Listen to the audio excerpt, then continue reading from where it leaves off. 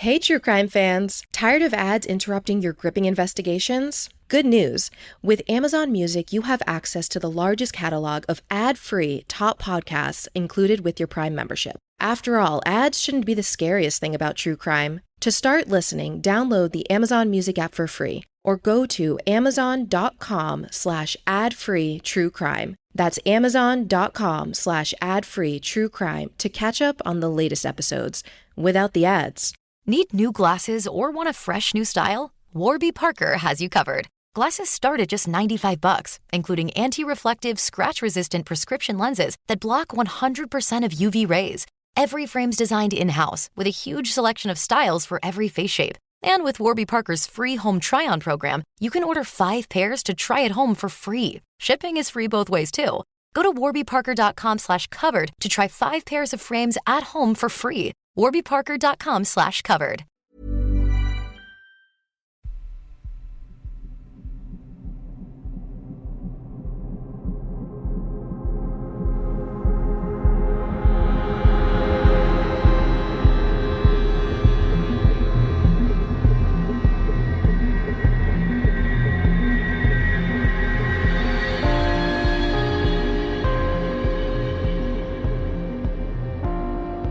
Hello and welcome to 31 Days of Terror, day number 14. And for today's episode, I am joined by the wonderful Tim Cloke yet again.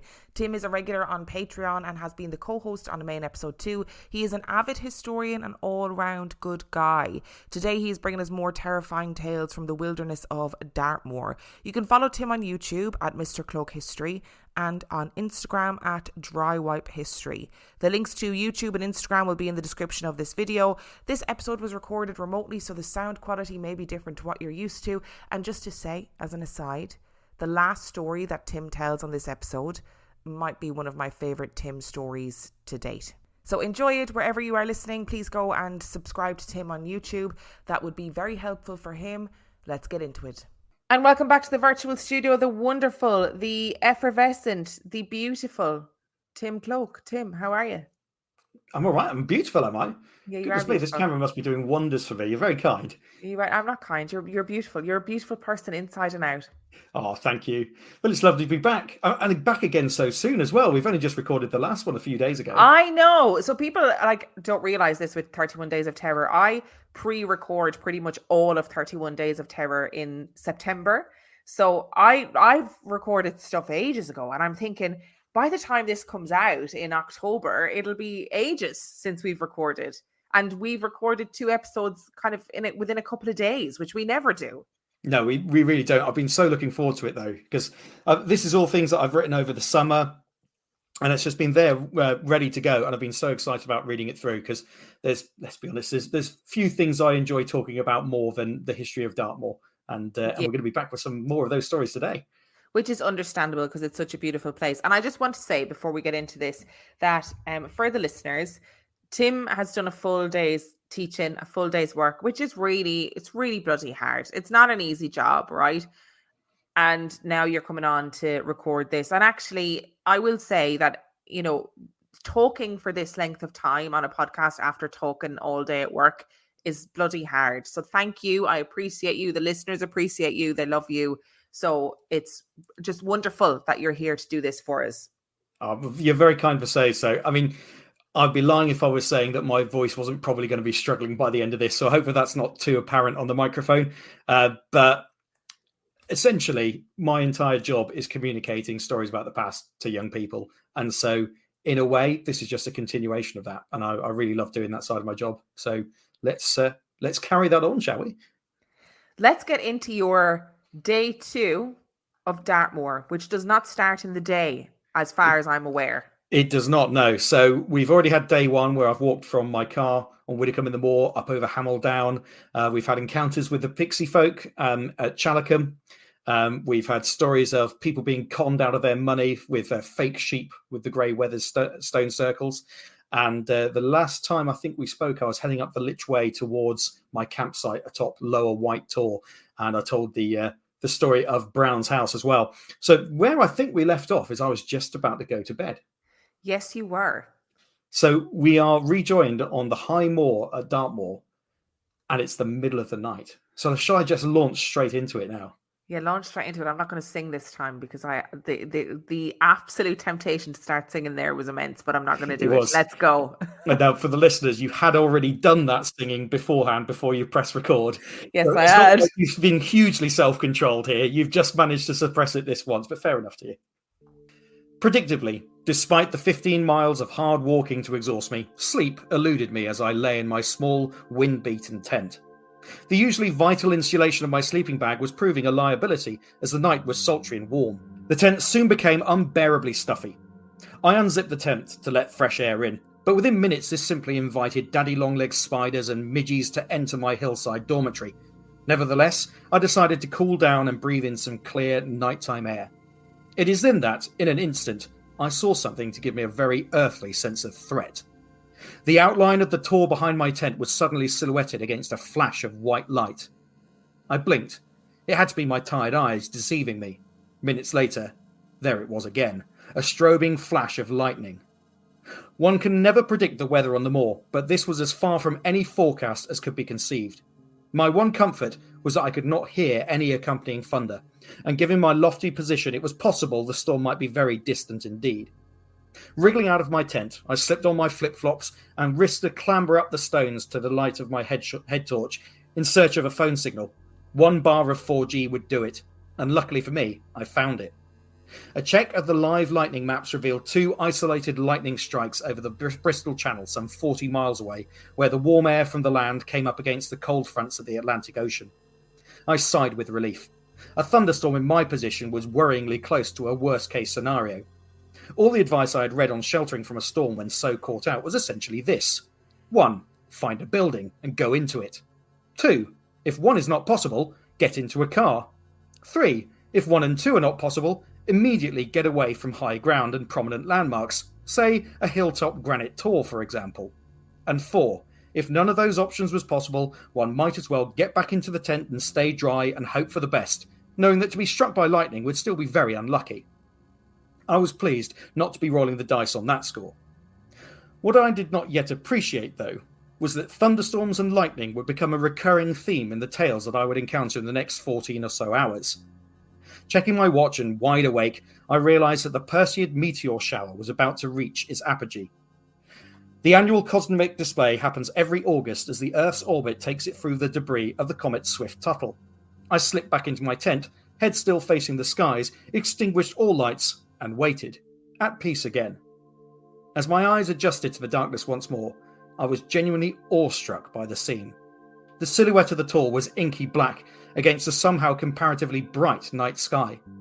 Without the light pollution of this otherwise very crowded little island that I call home, the stars were vivid and varied in size and hue, and, better viewed in the peripheral vision, the blue mist of the Milky Way was visible as a backdrop to less distant stars. An amazing number of satellites silently traversed the sky, with the occasional flash and dull roar of jets, all that there was to break the peace. And I waited and waited. Being a native of Devon, accustomed to clear nights, I'm no stranger to shooting stars. The rapid flit of light across the sky, gone as soon as it is seen. But in these conditions, the shooting stars were an altogether different prospect. The first I saw was yellow, moving east to west dramatically. But the second was even better. A blue streak, leaving in its wake a pale blue smear across the sky as the cosmic dust was incinerated by the unfathomable speed and friction of its impact with the atmosphere. Then another, the same wide but brief trail behind. And another, and another. When I counted 10, I stopped counting altogether and just let myself enjoy the spectacle. However, the moorland weather, as it so often does, refused to cooperate for long.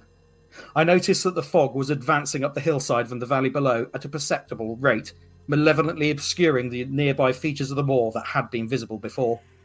An ever-closing gap in the cloud above offered a diminishing view of the stars, and after an hour or so of blissful stargazing, the moor decided I'd enjoyed my share of the show, and it was time to sleep.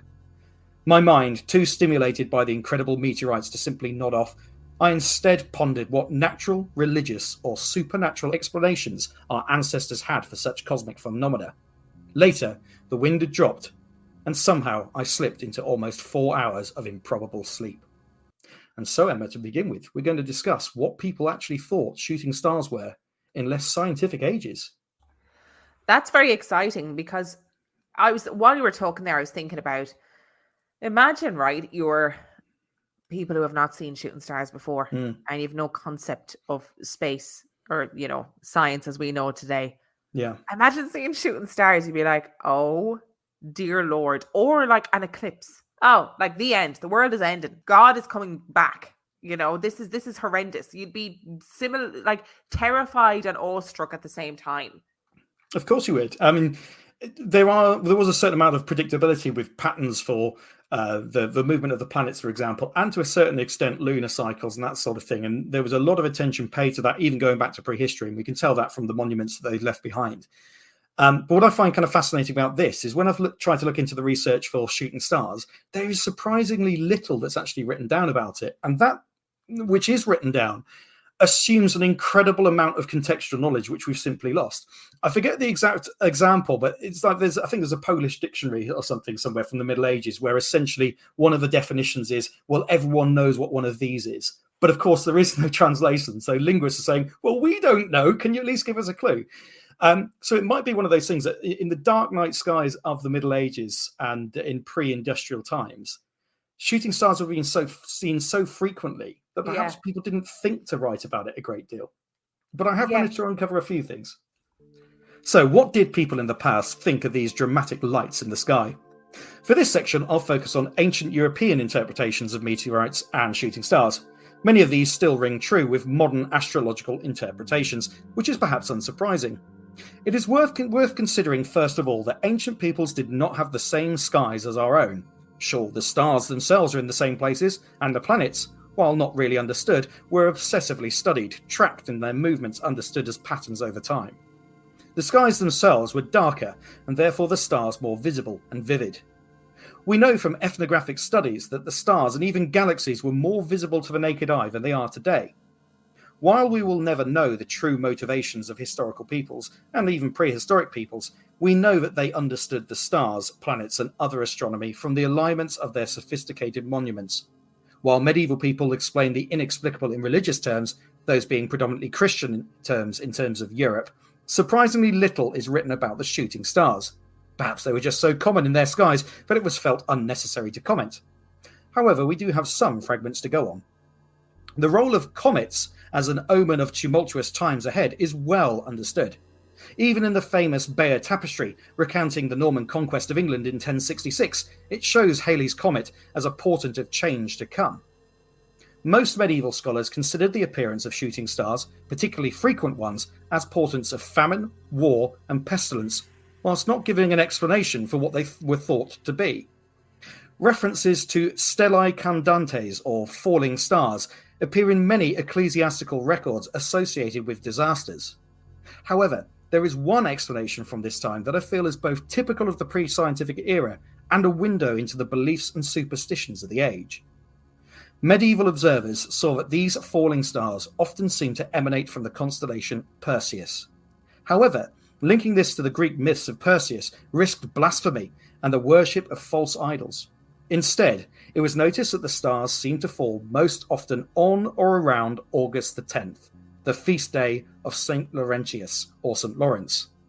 A deacon of the early church in Rome, St. Lawrence was martyred during the persecutions of the Emperor Valerian. It seems some medieval people looked on falling stars as the tears of the martyred saint dropping from heaven. These teardrops, on or around August the 10th, apparently emanating from the constellation Perseus. This is what gives the annual Perseid meteor shower its name. While many people, myself included, now prefer the scientific explanation for shooting stars, having witnessed them anew in the dark skies of Dartmoor, I suddenly respect their perspective even more, and any fear or reassurance that these people derived from the shooting stars. So that's about as much as we know about the medieval understanding of shooting stars.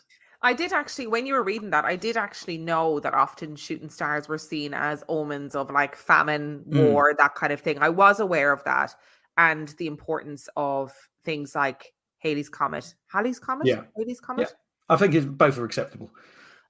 So I was aware of that, but also I just have never really thought about the fact I thought there would be loads of stuff about shooting stars written Yeah, so down, did like I. loads and loads. But it's interesting that there isn't, and that you're probably right. Like the skies were darker; they were probably seeing shooting stars all the time. Like now, Yeah. living in the city, and I'm not even in like a big city.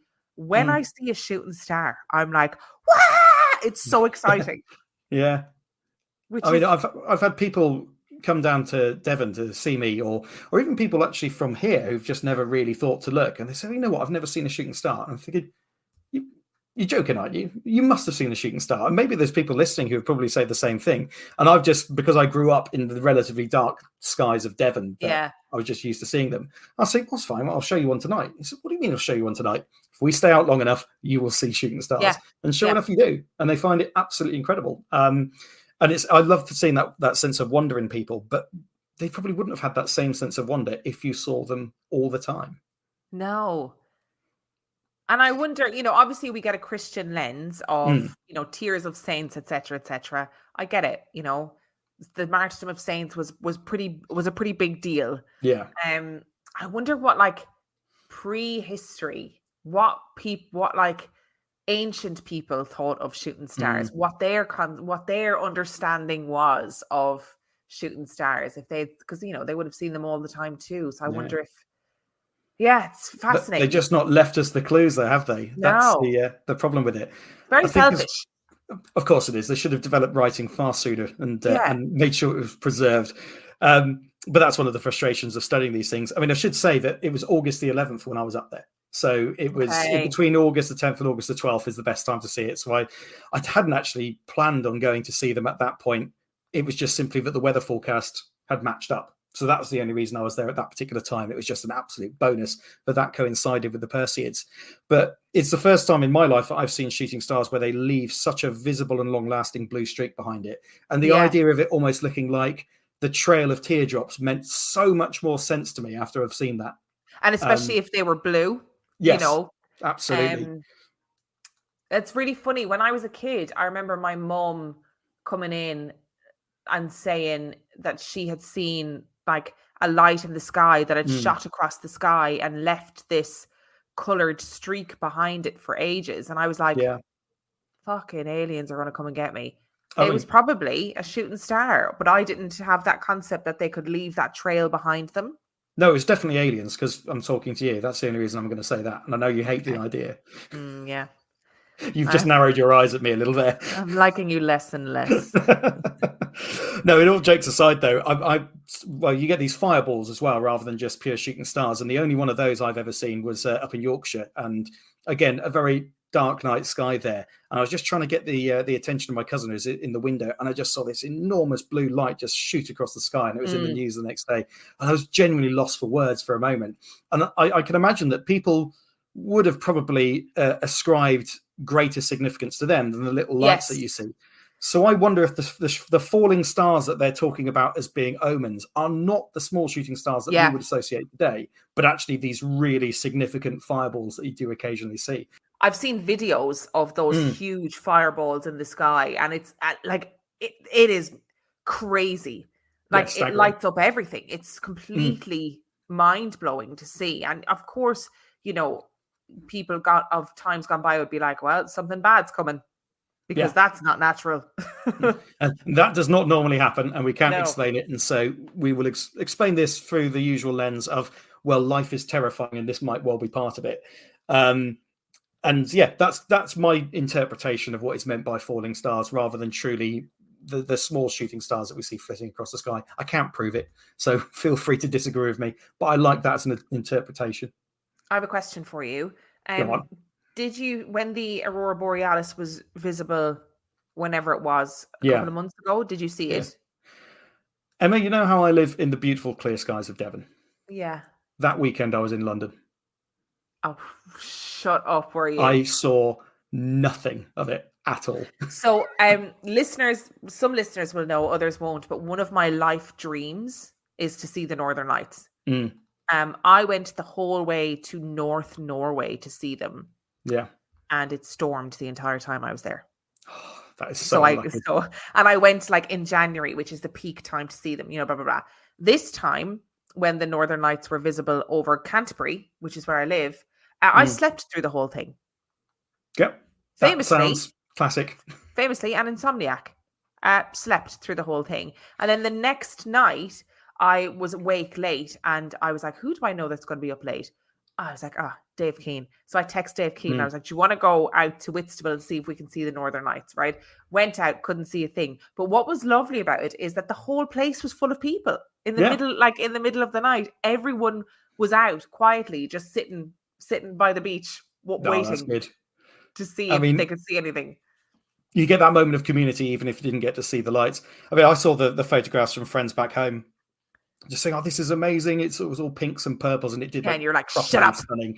I thought, well, I'm having a wonderful time in London, but could this not have just been the next weekend? Honestly, but there's talk about there being more solar storms on the way. We'll just have to see if our luck changes, won't we? Yeah, I just so livid. And then my mum, like, so I am where I'm from is Laois, and like you, dark skies growing up. My mum sent me a picture of like this monument that's in Laois. Now Laois is really small, so I could have driven to that monument from my mum's house in 20 minutes. And the picture was like something out of a film. Yeah, the sky was pinks, purples, greens, beautiful, completely lit up, and I was like, fuck's sake, rang my mom, and she was like, I don't think it's that bright. Like, I don't think you can really see it. And literally, as she was talking to me, she walked outside and went, oh wow. And I was like, oh, shut up. Yeah, I mean, all the pictures coming out of Devon, they just look like 90s dance music album covers, basically. It was utterly ridiculous. I mean, not to make you too jealous, I have seen the Northern Lights once. It was pretty dim and faint, and I was up in Yorkshire, but you could see these peaks of greenish, bluish light appearing on the horizon here and there. But I don't really count that because it was only very occasional, and you did really have to concentrate to see it. And I'm determined that I'm going to put that right one day. I tell a lie. I also did see them from above, because when I flew back to Norway, I was obviously above the clouds. And there was, I see it from above. You could see this like faint green undulating hue in the clouds and in the distance. And I was like, okay, this is obviously the reflection of the Northern Lights, but it's not enough for me. Okay. Oh, I bet that was stunning though. Was that before or after we recorded the episode on Foo Fighters? Oh, I think it was. Oh, I don't remember. When did I go to Norway? I don't know. 2 years ago? I don't remember.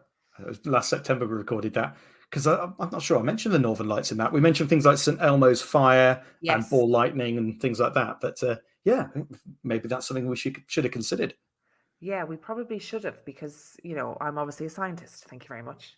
And of course, the biggest miracle that I've just described is I actually did get some decent sleep on Dartmoor. Normally, you kind of assume that you're not going to sleep properly at all, but I really did this time. So I must be getting more confident and comfortable with this. Which can only be a good thing.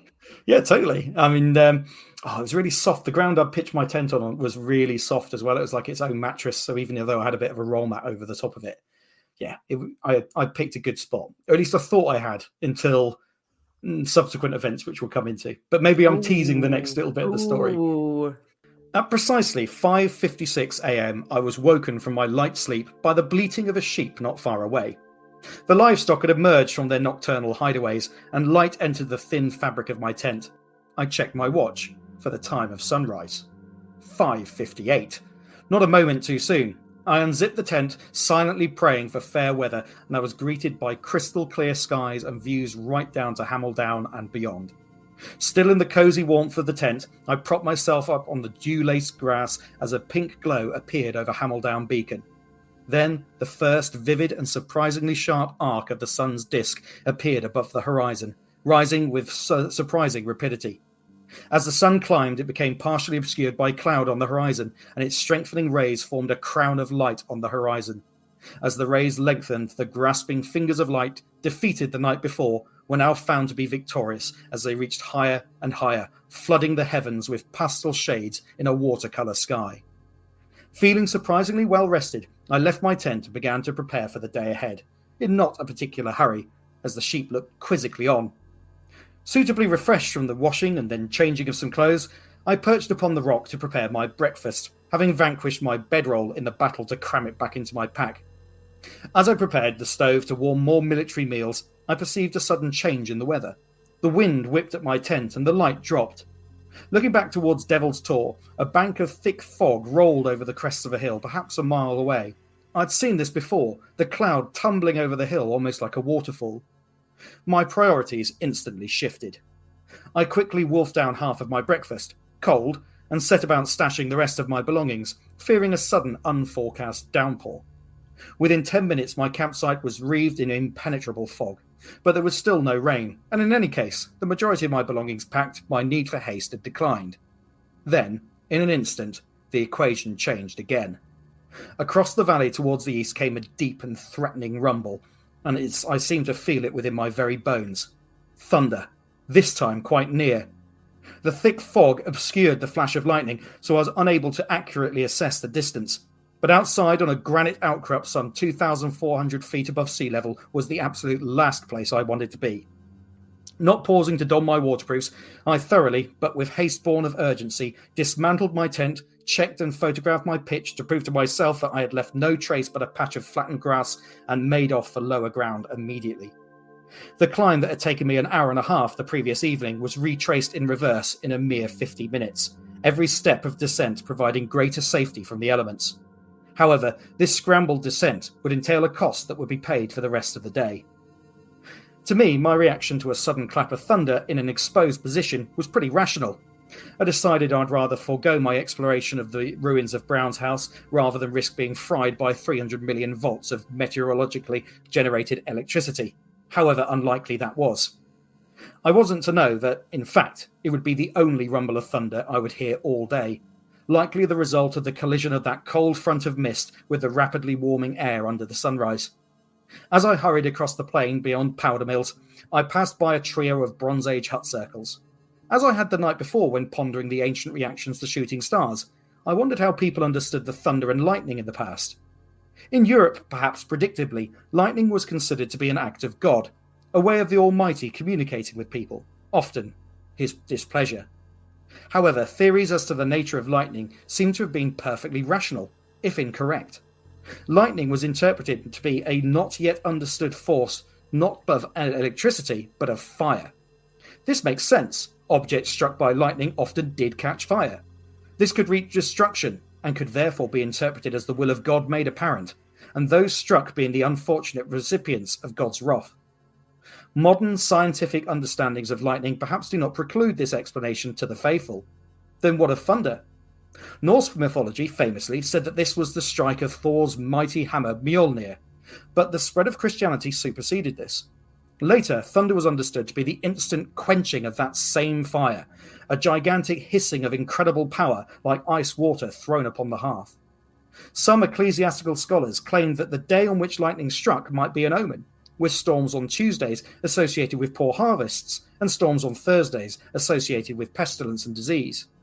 But in a more immediate sense, what effect did electrical storms have on the people? Today, it is sensible to take cover in a permanent dwelling as a first line of defence against a lightning strike. However, it must have been utterly disconcerting that tall, high-status and powerfully built buildings seem to be those that most readily attracted God's vengeance. The poor might look on the striking of a castle keep as a just act to humble an over-mighty lord. But what about the local church tower, built by many hands and with much local money? Reports of towers being struck and destroyed abound in the historical record before Benjamin Franklin proved that lightning is electricity and invented some of the first lightning rods to protect vulnerable buildings.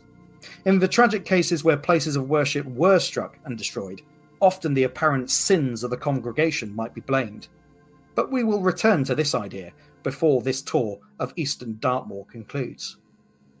I alluded to a cost incurred in my rapid flight down the hill from Higher White Tor.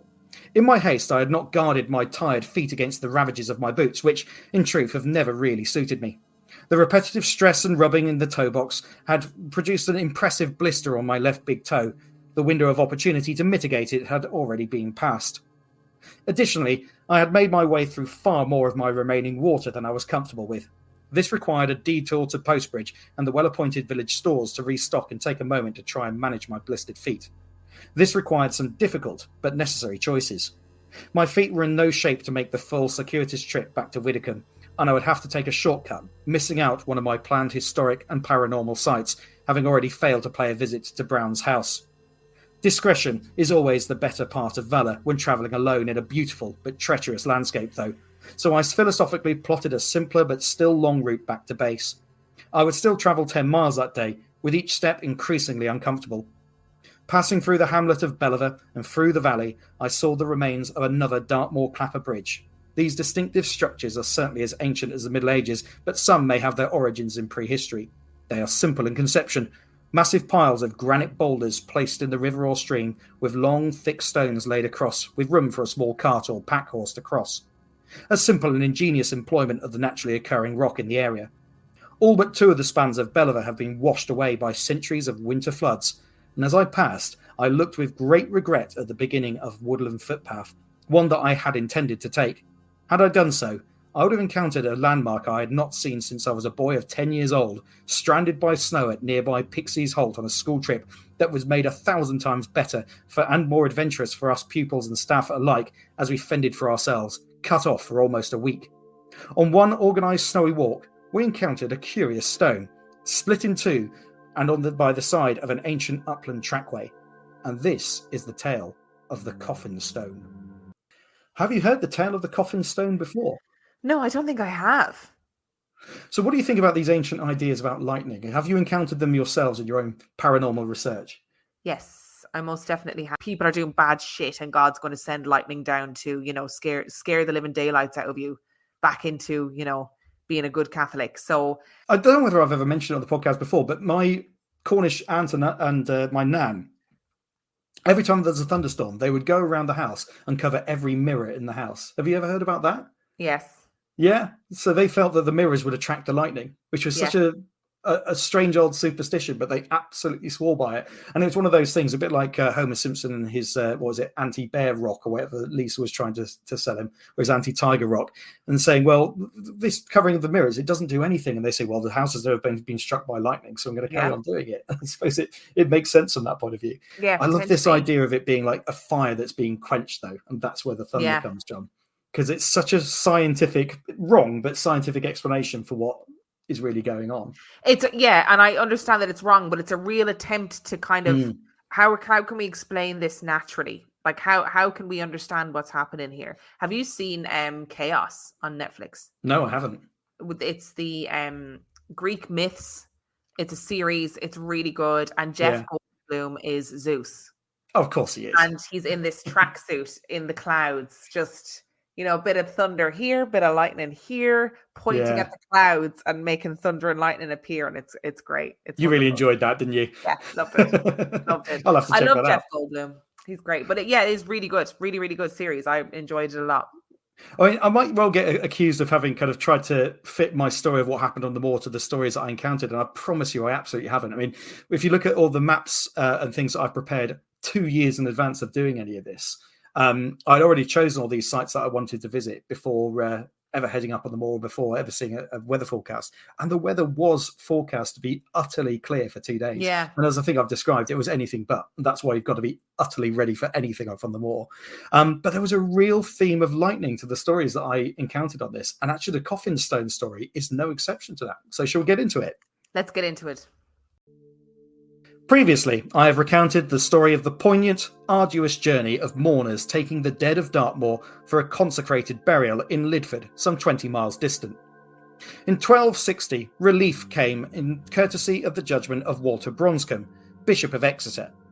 Belatedly recognising the unfairness of Lidford parish being larger by area than any other in England, he made the Church of St Pancras in Widdicombe-on-the-Moor a parish church. Finally, the bereaved of Eastern Dartmoor will be able to lay their loved ones to rest in consecrated ground just a few miles away. The Coffin Stone was a large flat stone by the route to the Lichway, sited on a hill above a ford and stepping stones at Dartmeet. But now it was on the shorter route back to Widdicombe. Coffins were placed on the rock while the pallbearers prepared for the next steep climb out of the valley to complete their journey, about 3 miles away. It is thought of poorly to speak ill of the dead, but most people know of 1 or 2 souls who sadly aren't much missed. Their acts in life make them unpopular with their peers, and it can be hard to find anyone prepared to pay tribute to them in death based upon their misdeeds. One local tale concerns an evil landlord from the area around Hexworthy, whose cruel rents and heartless evictions made his name despised about the hamlets on this side of the moor. He was ever unrepentant, avaricious, and heartless to the end, refusing to beg for forgiveness on his deathbed. Nevertheless, several stout lads from Hexworthy had the unenviable task of moving his not inconsiderable bulk the 5 miles or so to Widdicombe in the Moor, in accordance with the old tyrant's wishes. They had no desire to stoop to his level. As they climbed the steep hill past Dartmead, they gratefully laid the casket down on the coffin stone to slake their thirst and catch their breath. However, it seems that divine powers were determined that such an evil man had no place in consecrated ground, and that the overburdened boys need not suffer any longer. Without warning, from a clear blue sky, a mighty bolt of lightning descended from the heavens and struck the evil man where he lay. The coffin turned to splinters, the corpse was obliterated to ashes, and as the smoke cleared, the coffin stone itself was neatly split in two, lengthways. The stunned pallbearers were forgiven the task of carrying the hated man to be buried, and the parish of Widdicombe would not have to accommodate this man in its consecrated ground. Today, the cracked stone lies by the footpath up from Dartmead as a vivid reminder of this legend and a lesson to live a more virtuous life. I mean, listen, you get what you deserve. You do in the end of the day, yeah. I know you shouldn't speak ill of the dead, but like I speak ill of dead people all the time. Sometimes Just saying. You just can't help it, can you? Sometimes people are dicks, and just because they're dead doesn't make them less of a dick. Look, I'm not going to give any real examples recently, but I've been to the pubs, and you kind of hear people saying things like, "Oh, well, he'll be missed," and there's sort of a pause as everyone's thinking, "Yeah, but not a great deal." I don't think he'll be missed. We'll notice he's not here, but I don't think he'll be missed. Yeah, there's a big difference. I've had many experiences of that in my life where somebody dies, and I'm like, is everybody really that sad because he was a bit of a dick? I think it's that sense of saying, well, we don't have to stoop to their level. We'll just say what we think is right. But it is also that thing. This story is like, you don't speak ill of the dead, and the big man upstairs will take care of all that shit. Do you know what I mean? You just do your Christian duties. You do the right thing. You carry the coffin. You say all the right things, and a big lightning bolt will come down from a clear blue sky and strike the coffin and incinerate this man. Because that's justice. Yeah. The thing is, I remember really clearly when I was a kid going on this walk, because bless them, my primary school teachers, this was, we were meant to have all of these activities planned for the few days that we were there, and we were just completely snowed in. So there was one member of staff at the whole youth hostel place that we were staying. And so all the teachers had to do all the work with the one caretaker who was there, just topping up the diesel on the generator every day. But I remember us going out on this snowy walk because that's all they could think to do with us. And luckily, we absolutely loved it. And we found the coffin stone. And at the time, we didn't know what we were looking at. But then one of the teachers found it in a guidebook that evening and told a ghost story about it, which was really good of them, actually, because ultimately, I now appreciate as a teacher the creativity that goes into entertaining kids under those sorts of circumstances. I'll never forget what a good job they did. But I do really remember this stone. It's such a distinctive thing. And of course, I haven't got a photograph to send you that I've taken myself, sadly, because I had to bypass this part of the journey. It would have literally added about 5 miles onto my journey, and I just couldn't do it. But it is really strange how it's split lengthways, because you get a lot of these rocks where you know that they've been gradually eroded and split by the action of ice and thawing. But this one it's really bizarre. Whether it was split by a farmer trying to make a gatepost, I'm not sure, because usually you can tell where they've drilled the initial holes or chiseled the initial holes first of all. But this is just a really bizarre stone by the side of this path. But there's no doubting that it would be an ideal place to lay down a coffin. It's that size. Yeah, and you'd understand, like, those people are carrying coffins for long periods of time. Yeah. And if you've never carried a coffin or felt the weight of a coffin, they are really fucking heavy. Really heavy. Yeah. They're really heavy. And it's a really big burden to carry a coffin for, physically from outside of a chapel into a chapel or whatever it is. And it's not like carrying someone's telly. I mean, if you drop that, it's a bit of a sad, and the insurance job and everything. I remember, without getting too into it, but I was pallbearer at my grandma's funeral, and I remember my cousin saying to the funeral director, "What if we drop it?" Which was, of course, such a stupid thing to say. And the funeral director just sort of sighed and went, "Well, you just won't." And of course, you don't, because you don't. No, you just don't. But yeah, it's a real responsibility. But the the hills in Dartmoor, even on the quite well-beaten paths, steep doesn't really do them justice. Yeah. They're not long like a mountain, but my word, they are really steep. So the idea of these guys having to shove this bulky old evil landlord up the hill, what a relief it must have been. And hey, who knows? Maybe they just lost the body and so it got struck by lightning. That'll be it. I don't know. And you know what? And if this guy was a dick, nobody was going to ask any questions. Nobody was going to be like, "Oh, we need to investigate this. We need to find out where that body went." They're like, "Oh, what a shame." Yeah. Oh well. That's God's had his judgment. But yes, yet another story that I encountered on this way back that related to the phenomenon of lightning. And I thought it was worth including, even though I didn't manage to get there this time, sadly. Yeah, definitely worth including, keeping up that lightning theme. For sure. Right, shall we continue on my journey? Let's continue. We're actually getting to the point now where I'm really thinking about counting down the miles before we get back to Whittaker. But I don't want to give the impression that I wasn't enjoying my trip, because I absolutely was. But it was got to the point now where genuinely every step was really quite significantly painful. And I absolutely need to replace these boots. I don't know why I've persevered with them. I think I've always had this sense of me just going, oh, you just haven't broken them in well enough yet. Well, I've done about 300 miles of them now, and they've never been any good for me. So I do need to just ditch them. But I was determined that that wasn't going to, stop me enjoying my journey and getting to as many sites as I could. So we'll continue on the route to Whittaker now.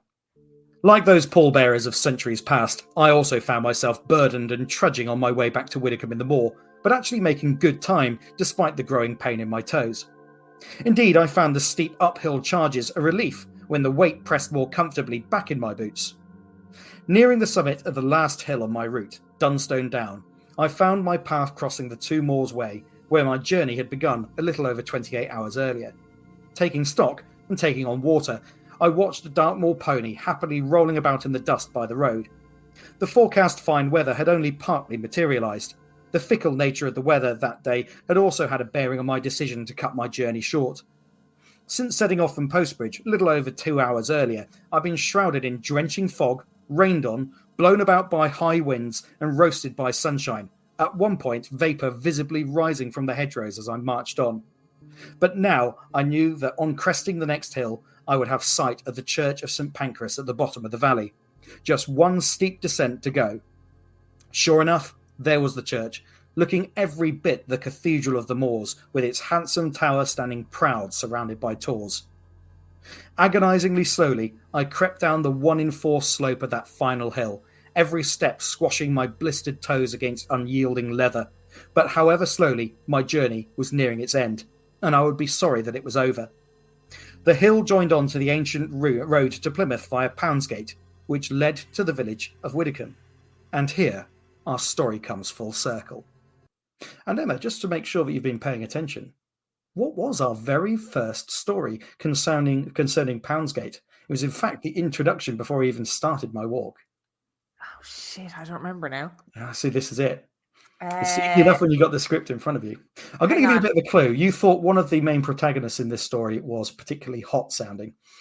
Oh shit! Yeah, in the pub where your man, the devil comes in and he necks the pint. Yes, that's the one. Oh yeah, all you have to say he was hot, and I'm there. I'm ready. Gotcha. And there you are. Yeah, picturing Kit Harington as the devil or something like that. Excuse me. No. Who was it then? Kit Harington. Do you not? I've seen him on stage twice, and that man cannot act. So therefore, he is not an attractive man in my mind. So who are you casting the devil as in this? I mean, this is going to get us done for slander, isn't it? Oh, I don't know. Who's going to be the devil? Who are you casting as the devil? Who's the devil in your brain in this scenario? God, he doesn't have to be hot. I didn't even... having written it, I didn't even pay it that much attention. I'd probably have a better off job of casting the barmaid. Maybe we could do it that way round. So I'm going to say... So the devil, he comes in, he's like smoking hot, literally. Literally. I feel like he's going to be a really big man. Yeah, he's going to be tall and he's going to be very substantial. He's going to be a big man. I don't know who I want it to be.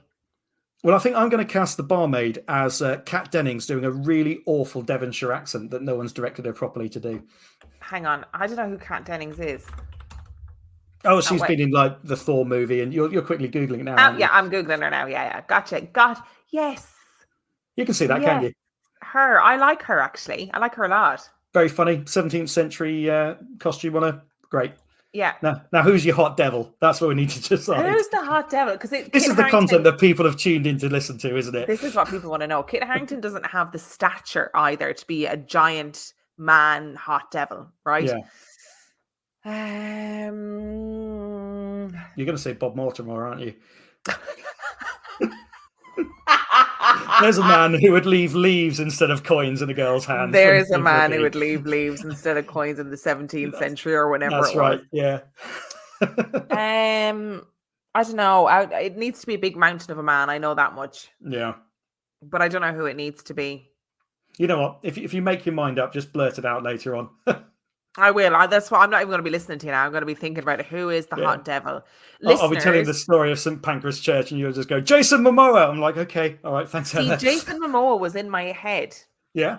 But I don't think he's right for the role. No. This is what now you're going for your acting lessons. You're really serious about that, aren't you? I'm like, I need somebody who's going to bring substance to the role, not just hotness. I mean, it should be said that earlier before we press record, we were talking about acting lessons, how neither of us have ever actually done any, and how essentially our approach to acting is, well, someone gives me a page of words and I pretend to be the person. Yeah, that's all I've got. Somebody else. That's it. And we know nothing of the technical terms or any of the stagecraft that goes into it. We just pretend to be somebody else. You know what? I was slightly worried that this episode was going to be over short, but we've managed to go off on such a tangent now. I'm not worried anymore. That's because we're not tired this time. Yeah, it's when Monday we're night, tired, it's like, yeah, let's, we'll just keep going, keep slogging them through. But today I'm like, hot devils. Yeah. Kat Fooled Dennings. barmaids. Yeah. You can see it. Yeah, I think it's a good bit of casting. Yeah, that is a good bit of casting. Especially with a bad West Country accent. Well, for anyone who doesn't remember that first episode or perhaps didn't listen to it in the first place, the story did start with the devil turning up to the Poundsgate pub, the Tavistock Inn it was called. Sorry. The hot devil. The hot devil, sorry. Thank hot you. devil turned up to the Poundsgate Tavistock Inn and in 1638 and decided to get a pint of ale and then pay for it with coins that turned into leaves and burn a mark with his pewter tankard into the top of the bar. But you might be wondering, where was the devil heading that day? Well, all is about to be revealed. Oh, you did say that it was only the first stop on his journey. That's right. It's coming back to you now, isn't it? Yes, it's all coming back to me now. Well, we're going to find out. That was a moment to sing as well, and I really refrained. You're doing so well today. I don't know how you're displaying this level of self-control. I really don't.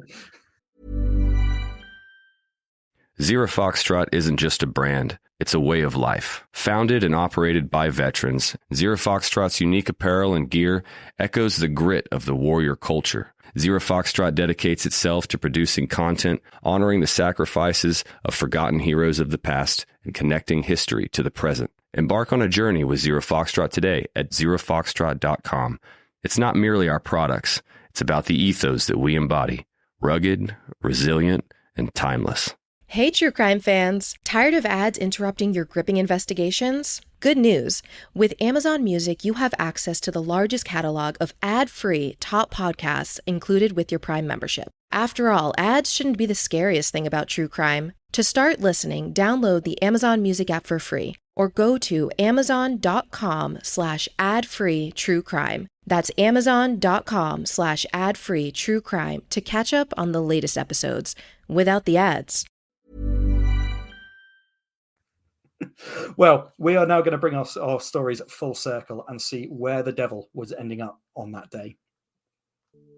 It was the 21st of October, 1638, and the devil, fresh from deceiving the barmaid at the Tavistock Inn at Poundsgate, was making haste for Widdicombe-in-the-Moor up this very same road. Some years before, a local gambler, Jan Reynolds, had been on a losing streak. Out of money and out of luck, he struck a deal with the devil to revive his fortunes. The next hand he played won back some of his money, and Jan's winning ways continued until he made back all of his losses. He literally could not lose, and soon nobody would play at cards with Jan anymore. Of course, the devil had his conditions, and they did not worry Jan Reynolds. He simply had to agree to never gamble in church, that would be easy enough, and to never fall asleep during the vicar's sermons. That might prove a bit more of a challenge, but Jan knew it was worth it. Jan had readily agreed to these terms. The devil, though, knew that ultimately the gambler always loses in the end. During the afternoon service that Sunday, Jan Reynolds had indeed nodded off mid-sermon, his deck of cards in his hand. Suddenly, a bolt of lightning struck the church. The door burst open, and the devil, in the likeness of a fireball, advanced up the aisle of the church, burning the innocent and the guilty alike. Grasping the condemned gambler, the devil burst through the window, taking Jan with him. They ascended, still burning, high above the manor house, beyond Hameldown, and over the Warren House Inn, never to be seen again. In a final act of symbolic vengeance, it was said that the 4 aces from Jan's pack of cards fell from the deck and landed on the plain below, becoming 4 stone enclosures, roughly in the shape of the symbols from the cards that can be seen on the hills to this very day. The final toll, aside from 1 man condemned to an eternity in hell, of the 300 worshippers, the attack had left 4 dead and 60 injured, with the church badly damaged. Now we move to perhaps the most remarkable part of this legend. It is recorded in great detail in the historical record, and the true nature of what happened still cannot be explained by science. So have you heard the story of this before? No, I haven't heard this story. I've heard variations of the devil, bursting through. Like, we've all heard variations. The card of that player story in church is a famous trope, isn't it?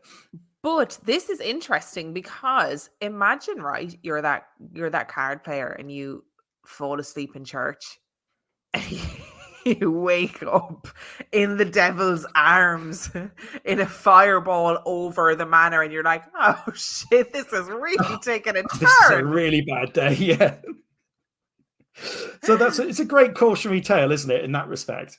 I also love the poetic license of these stories where it's like, and 4 aces fluttered down from the sky, and they are the stones that you see before you. Like, people did not hold back when they were telling these stories. They did not. Now, I've looked at those enclosures that are opposite the Warren House Inn, which of course was our venue for the Grey Weathers story in the last episode, wasn't it? And in truth, can I say they look like the 4 suits of a pack of cards? I mean, maybe 1 or 2 of them is a diamond. Maybe 1 is a sort of a heart if you squint really hard. But no, there are certainly 4 small enclosures there, but I don't buy that. I think it's just a charming little addition to the story, which is a bit of a disappointment. But let's not forget the last thing I said. This is what do you mean by this record. What do you mean by this is recorded in historical record? Because that could mean a lot of things, Tim. Well, believe me, I'm going to delve into that now, because if there's anything that I love, it's to open up these 17th century records and see what I can find of them. Now, of course, it is rural enough and distant enough and prosaic enough that there are maybe 3 good sources on this, but that is 3 times the more than we normally get. So I'm going to go. And one of them is actually an incredibly long poem, which I'll be reading parts of, but mercifully not all of it, because sometimes, as you imagine, these 17th century poems, they go on for pages and pages and pages. But actually, the poem is possibly our best source for knowing about this event. And the reasons for that I'll come to in a moment. So shall we see what science and history both say about this particular event? Yeah, I'm dying to know. Now, history has recorded the incident as the Great Thunderstorm of 1638. In common with the legend, the date is recorded as being Sunday, the 21st of October, 1638. And the tragedy occurred as the Reverend George Lyde made his sermon. A contemporary eyewitness account described a great ball of fire that tore through a window and rebounded off church walls several times. Other witnesses described with horror how the fireball terribly hurt some people and left others sat immediately next to them unharmed. Another account describes a dog having bolted from the door only to be tossed up in the air by a tornado-like wind the moment it got outside. A local warrener, Robert Mead, was lifted from his pew and dashed head first against a pillar, splitting open his skull and spilling his brains on the floor.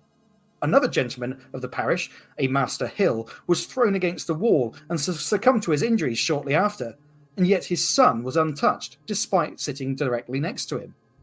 Reverend Lyde's wife survived, but her rough collar and linen clothes were burned painfully.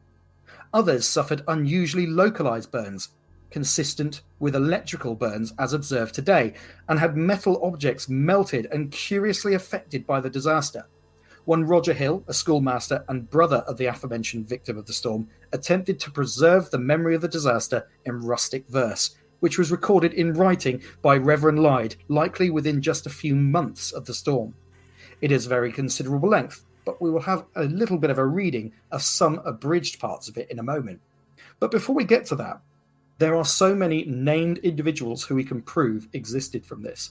And we have so many corroborating stories and accounts that actually do appear to fit the description of people who have survived or been harmed by a lightning strike. So it seems here that, again, lightning is going to be whatever has caused this terrible disaster. Wow, that took a turn, didn't it? It really did. So were you expecting me to list so many specific details of people and injuries and effects? No, because we hear these stories all the time where it's like, this happened. I was reading a story today, for example, about a cursed cauldron.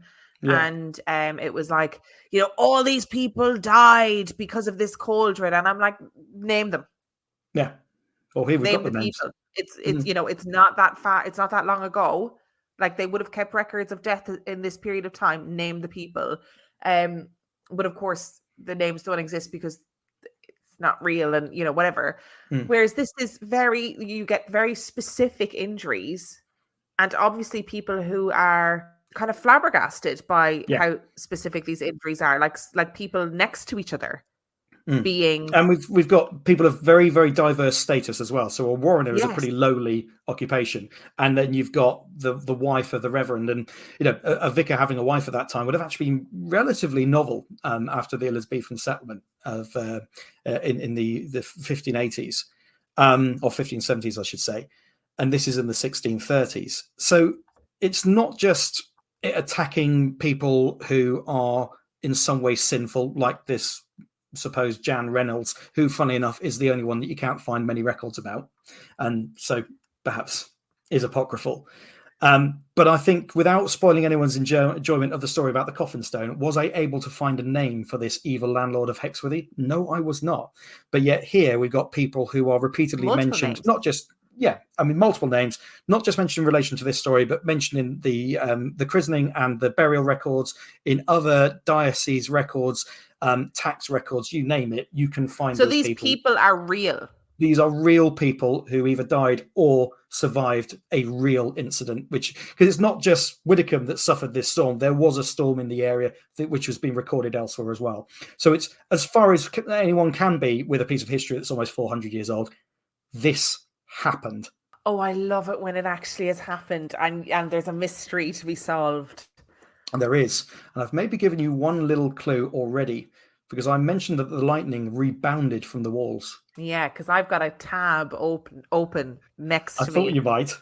Well, should we hear this bit of rustic verse and see whether it adds any extra evidence to you? Now, I'll read this as well as I can. I mean, in the interests of authenticity, I have simply written this down as it appears in the original verse. So if I stumble over any of the words, then I apologize. The other thing to bear in mind is that lots of the rhymes simply aren't going to work because our accent and the pronunciation has changed so dramatically over the last 400 years. And it is ultimately, it's written by a countryside school teacher. So we're not talking William Shakespeare here. But I've just taken a couple of verses from it, and I hope you enjoy it. In 38, October 21, when people met for celebration of holy service on the Lord's own day, his word to hear, to read, to sing and pray, their heavens did lower, the church was darkened so, and did presage a sudden overthrow. And on a sudden, with a thunder clap, both church and tower and chancel went to rack. Well might the people be involved with fears, when stones and timber fell about their ears. But to pursue, yet further to make known, what dreadful dangers in that storm fell on. Lightnings we find such hidden virtue have, the sword to melt, not the scabbard sheath. This I'll assure is more than by report, one man his money melt, his purse not hurt. What strange effects, how different in their kinds, as then appeared, you'd wonder in your minds. Some with the fiery force of lightning had their bodies burnt, unchanged, their outward clad. Others again had garments torn and rent, and yet their bodies free from detriment. And others in their clothes and fleshy part at once sustained great danger to their smart. Have you not seen from an enkindled tire how flames arise? So did it here transpire. A flaming fire, and like a burning torch, which did the back parts of our neighbour scorch. Fierce was the stroke, it made men's ears to tingle. So fierce a stroke, it made their hearts to tremble. A panting fear, astonishing the glance, seized upon all, and all were in a trance. Strangely confused, they hurried here and there, and many knew not how and where they were.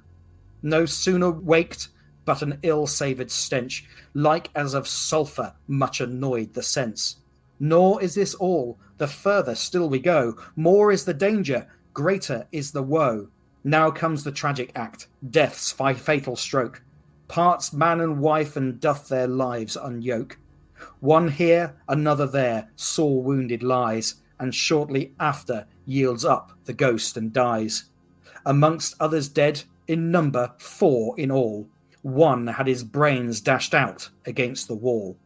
I am astonished, both in heart and head, to see so many, and yet so few, lie dead.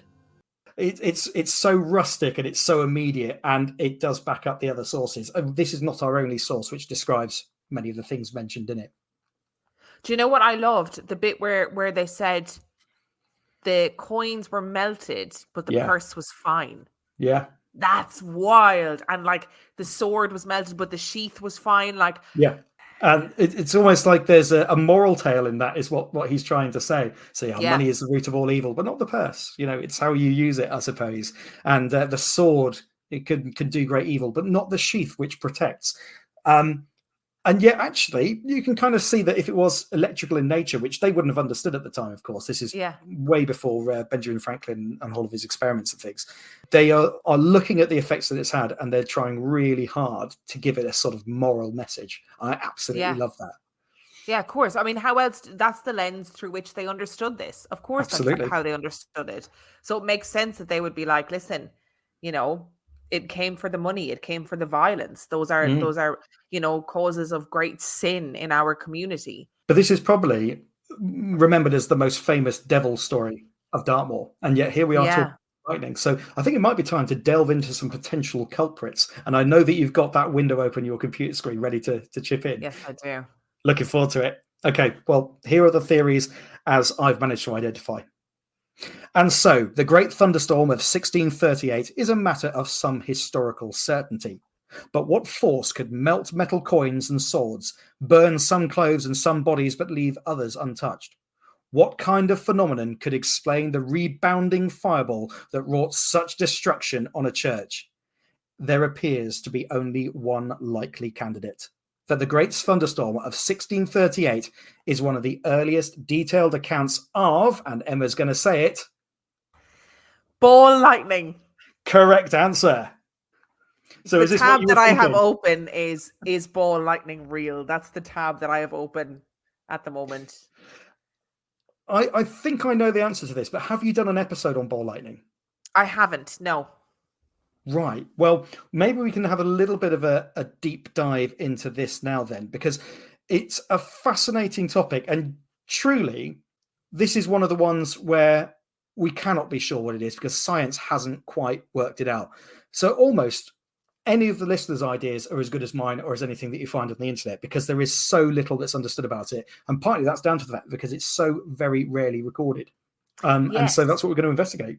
So apparently... And you can correct me if I'm wrong here. And I am sorry, excuse the clicking of my mouse because I am sitting like looking at stuff.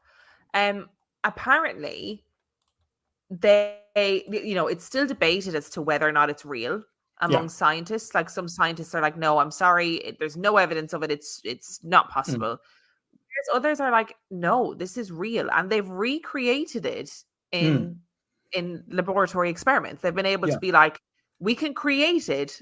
So it is real, but it's so rare. It's so incredibly rare. And the descriptions that we've seen from things like that poem and the other sources, they are so precise, but so unusual. And these are not people who wouldn't have understood the nature of regular lightning making churches cave in, because part of the problem here is that the church roof did in part collapse, and that was one of the things that caused some of the deaths rather than the lightning itself. It seems that the fire or lightning, or call it whatever you will, is responsible for more of the superficial injuries, but yeah, it's really, really hard to tell. So we're going to have a little look into what we kind of know about ball lightning, and actually how sometimes it's things that might be reported as the devil's work might have a pseudo-scientific base, or maybe a more scientific basis, depending on your point of view. So, as I'm sure your computer is now telling you, ball lightning is an as yet unconfirmed and unexplained phenomenon that nonetheless has been reported in similar ways throughout recorded history. Commonly, it seems that a glowing sphere of light, fire, or electrical energy descends from the clouds. However, unlike the instantaneous and devastating flash of conventional lightning bolts, ball lightning seems to hover and linger as it wreaks havoc wherever it arrives. Until science can explain or disprove the existence or nature of ball lightning, we must cling to historical accounts like this. So what is the true explanation of the disaster? Ball lightning or the devil's work? You can decide for yourself. Clearly, though, the wealth afforded by the tin trade allowed for the complete and worthy rebuild as the church, because when I walked past it, it was still as beautiful as it's ever been.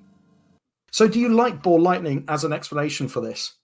Yeah, I do actually. I think it's really interesting. And on this article that I'm reading, there is an incident 200 years ago on the HMS Warren Hastings, which I need to look into, where they described ball lightning, and it started fires on the ship and killing several people.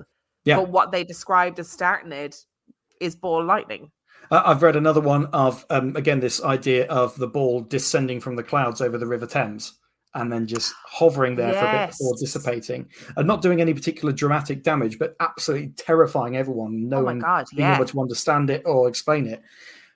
So in terms of this being turned into something of a morality tale about a gambler who's been taken by the devil as he's been in the church, I get the impression from the records that that is a later invention that's been sort of retconned onto this original story. But what does seem to really be clear in the original records and the original documents of eyewitnesses to it is that they understood that this was some sort of God's wrath, that this was a terrible vengeance wreaked upon people, but they couldn't really get a handle as to why it would happen. And they definitely couldn't get a handle as to why it had done this very specific damage that had been done to it. But curiously, those people don't seem to be mentioning the devil. Those stories seem to come later. And that fits with so much about what you read about Dartmoor folklore and the old traditions of the moor. Well, that was a great story. It's a really good one. I was so glad that, chronologically speaking, this is where my walk began and ended. And so therefore I felt that really that had to be where these episodes began and ended too. So I think I'll just sum up my last very meek walk into Widdicombe in the Moor. I could see as I wearily hobbled past the west frontage of this Cathedral of the Moors, over the village green and back to my car, just how beautiful it was. But when I got back to my car, with a change of shoes and the stowing of my backpack, I couldn't help but feel a little bit of relief. Journey's end. I had encountered history and legend on my third trek across the moor. I had witnessed the wonders of the cosmos, the death of one day and the birth of another, and fled from forces of the elements. As relieved as I was to be at the end of the hike, a part of me could not wait to get back out on the moor again soon, once aching muscles healed and blisters shrunk. There are still so many more sights to explore and legends to uncover. Whatever your stance or faith, I hope that we can all agree. A trip on Dartmoor can combine the experience of the divine with brushes with the diabolical. When experiencing all the moor has to offer, the devil really is in the detail. I really feel like you should apply for a job with Visit Dartmoor. Do you know what I mean? I should Dartmoor tourism. I could just lead people around the moor and telling them ghost stories and making sure they couldn't sleep that night. Oh, God, yeah. The people would love it. If anyone gets a chance to go, I just urge you to do it. It's such a precious place to be, and it's unusual in this little island that you genuinely do have the right to walk over virtually all of it. And that is such a rare and precious thing in this day and age. And I don't want to turn this into a campaign piece, but I think if I've got a chance to say a little about it, next month, well, in fact, it'll be the month of this is broadcast on October the 8th. There is a High Court challenge to the right to wild camp on Dartmoor. It's already happened once, and it was appealed successfully, and the right to camp on the common land of Dartmoor was preserved, but that has been challenged again. And I just feel gutted at the idea that future generations or other people won't be able to go up and experience what I have to go out and camp on the moor, and that could be taken off of us, because there is a feeling of freedom and connection with nature that you can get up on this wilderness that I really don't think you can get anywhere else in England. And so I really do believe in our right to kind of be connected to that, because you know how I've referred in the past to me being something of a skeptic. Yeah. I feel connected to these stories. I feel connected to these earlier generations, to prehistory, to the medieval era, to the industrial era, whenever it may be, in a way that I really can't describe. And so if you ever get the chance to exercise that precious right and have that opportunity, please do. Don't be scared of how dangerous it is. There are places you can drive where you don't have to do lots of the really difficult trekking. Respect the space and love it, as so many other people have loved it in the past. And I think that's my way of signing off this little love letter to the moor. That was a gorgeous love letter to the moor. And please don't close it. It's for everyone. No, please don't. It's for everyone. But also, I just wanted to kind of reiterate that point that you made about if you do go onto the moor, it is your responsibility to leave no trace. Don't leave shit behind you. I find that that's a really difficult thing that I find very painful and stressful in this kind of consumeristic individual use society where we just leave things behind us. Bring it with you. Whatever you bring onto the moor, bring it with you. Or else these high court challenges of people not being allowed to wild camp, etc. They will have a leg to stand on. Yeah, if people don't look after it. I mean, don't get me wrong. I respect kind of the right to property and the law and all of that, but a lot of this has come from that during COVID, there was instances of what is called fly camping, where people have just turned up with a tent and left it behind. Oh, I can't bear it. Yeah, that happened in a very, very small number of very restricted areas where, quite rightly, the national park has gone, you know what, this isn't an appropriate place for this sort of activity. So for the time being, we're going to restrict that and we're not going to have it. But of course, that's used by some people as an excuse to restrict a much wider right and issue across the moor, which I feel is just a terrible, terrible, terrible shame. And the truth is, Emma, I mean, I've been up there so many times now. I can't think the last time I actually saw litter up there. I honestly can't. Yeah. I mean, you very, very occasionally will see a torn off bit of plastic or foil from an army ration on the areas where the army or the Marines or whoever are doing live firing exercises. They tend to be in camouflage colours, so they do blend in with the landscape and would be very easy to miss. But actually, even the military defence is pretty tidy with what they do up there. And do you know what? When you find that, what do you think you do? You just pick it up and you put it in your own rubbish bag and you take it with you. And if everyone has the same attitude, and that's it. And I take a great deal of pride and meticulousness in when I get rid of my tent, when I take it all down, I check really thoroughly that there's not a single trace behind, because you leave only footsteps. And if all I've left up at Higher White Tor there is a patch of slightly drier, slightly flattened grass, then I think that I've done right by the moor, and it looks like the moor and all its forces are doing right by me. Yeah. I feel like I'm preaching now. No, you're not preaching. Thank you, Tim, for sharing your moor adventures and also some of the amazing folklore from Dartmoor with us. It's lovely to hear it, and I love to hear your passion for it. It makes for some really lovely storytelling, and I really appreciate you taking the time on a busy work day to chat, and also, the writing that goes into this. Like, you have to sit down and script this. You can't. This isn't just coming out of your head. No, you have to take that time to physically go to the moor, but then also to write down your experiences and then come on and share it. Well, I wrote it all within 3 days because I wanted it all to be fresh in the mind. And don't get me wrong, thanks for having me on, but I've loved every stage of this. So thanks so much. Tim, where can people find you? Well, they can find me on Instagram at Dry Wipe History, where I do drawings of famous historical events whenever I get the chance. But they're all whiteboard drawings, so they never last any time. They're always rubbed off the board very soon afterwards. But my main project is my YouTube channel. You can find me at Mr Cloke History on YouTube. And it'd be great if you could give me a subscription on there. Naturally, over the course of the summer, I lose a lot of subscribers as the previous year group who've just done their exams go, well, I never want to hear about that side of history again. And they all tail off. But of course, the YouTube algorithm doesn't understand that. So if you can find me on there, lots of videos on lots of historical topics, which I'm told do play quite nicely as a podcast in their own right if you play them as a playlist. So go and check that out. I'll be really grateful. Tim, it has been an absolute pleasure as always. Thank you so much for joining me today. That is number 2 of your 31 Days of Terror endeavors. Excited for more. Do you want to give people a sneak little preview into what's coming on your day 3? Yeah, I mean, well, we haven't really discussed which one we're going to do first, but I've got 2 more episodes coming up, and one of them is going to be in a way related to the stuff I've been talking about with Dartmoor, and I would like to do a deep dive into what little we know about ancient beliefs and rituals surrounding death and the stars. Yeah, nobody can see me, but I'm very excited. I absolutely love death rituals and different cultures and countries and histories, death rituals. I think it's fascinating. Oh, there's been some really up-to-date research I've been reading about that there, which is, frankly, I mean, I've been studying it ever since I was an undergraduate student, and this last 6 months has turned my attitudes towards some of it absolutely on its head. And that's what I love about it. There's still so much being discovered. And the other, which I think possibly could become a bit of a series in its own right, because it's got so much mileage to it, is we're going to be looking at some haunted battlefields. And this has been, so haunted battlefields has been something that has been requested of me for years. And I've never touched it, because I think a part of it is because I am kind of anxious about my own historical knowledge in terms of the battles surrounding those battlefields and doing them justice. So I'm very excited that you're doing this, because people have been requesting it for a long time.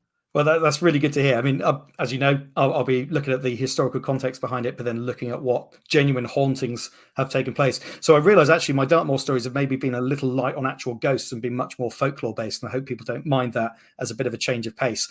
But the haunted battlefields, we're going back very much to your traditional haunting stories.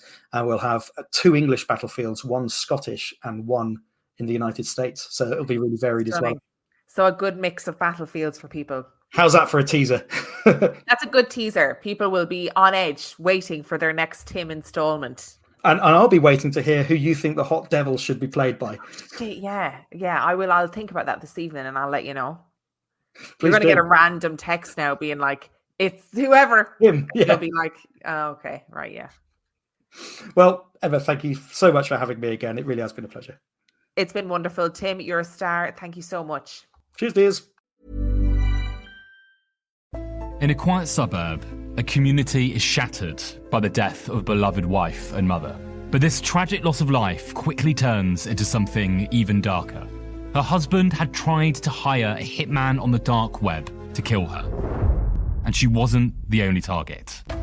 Because buried in the depths of the internet is the kill list, a cache of chilling documents containing names, photos, addresses, and specific instructions for people's murders. This podcast is the true story of how I ended up in a race against time to warn those whose lives were in danger. And it turns out convincing a total stranger someone wants them dead is not easy.